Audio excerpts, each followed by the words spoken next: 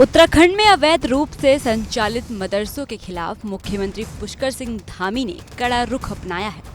राज्य सरकार ने पिछले 15 दिनों में 52 से अधिक अवैध मदरसों को सील करा दिया है। सोमवार को मुख्यमंत्री धामी के निर्देश पर देहरादून के विकास नगर में 12 और खटीमा में 9 अवैध मदरसों को बंद किया गया है। इससे पहले विभिन्न जिलों में 31 मदरसों पर कार्रवाई हो चुकी है।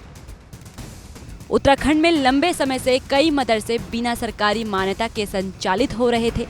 इन मदरसों के खिलाफ स्थानीय लोगों की भी शिकायतें मिल रही थी।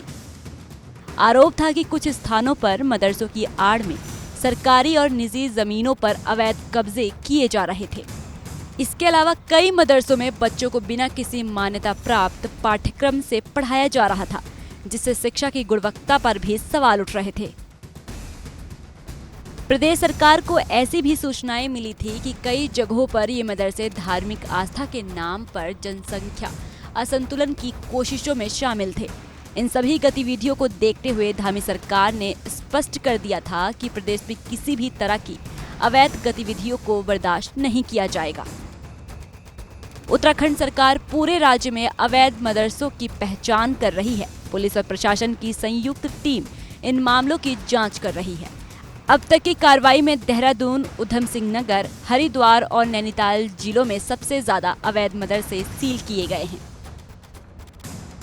सोमवार को देहरादून के विकास नगर क्षेत्र में 12 और खटीमा में 9 मदरसों को बंद किया गया। इससे पहले हरिद्वार, रुड़की, रामनगर और काशीपुर में भी कई मदरसों पर प्रशासन ने कार्रवाई की थी।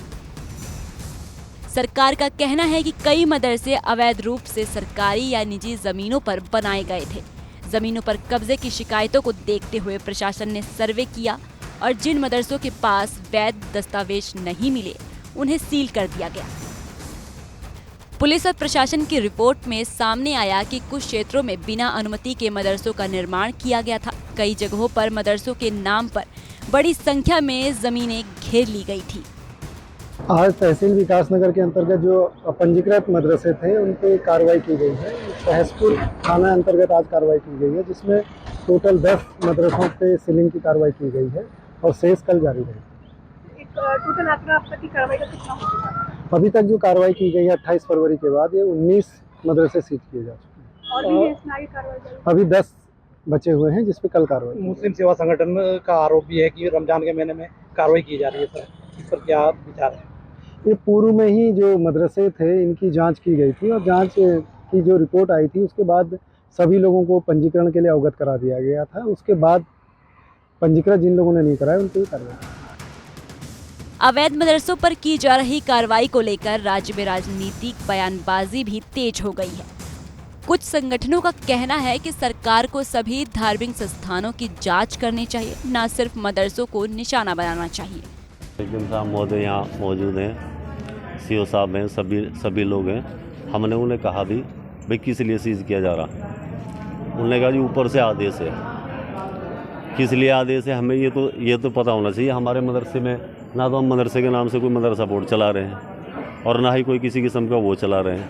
यहाँ पे हमारा जो ये एक तरह से पूरे गांव को पता है और पूरे समाज को पता है कि नमाज जनाजा यहाँ पढ़ी जाती है और बाहरी कैंप जो अस्पतालों के कैंप लगते हैं वो यहाँ पे लगते हैं और गांव के लिए जो बारातें ठहरती हैं वो यहाँ पे ठहरती हैं इस जगह पे।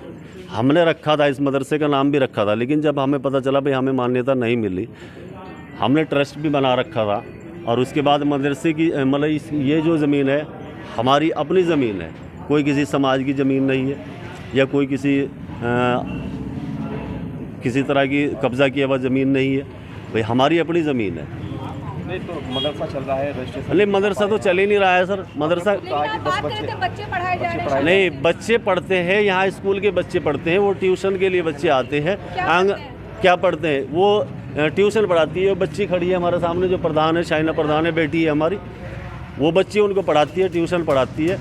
हालांकि सरकार का तर्क है कि ये कार्रवाई किसी विशेष समुदाय के खिलाफ नहीं है, बल्कि अवैध गतिविधियों को रोकने के लिए की जा रही है।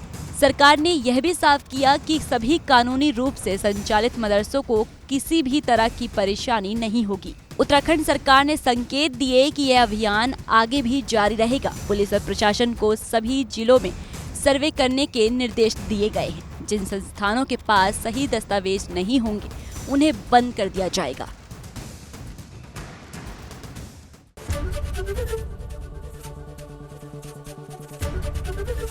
एबीपी गंगा, खबर आपकी, जुबान आपकी।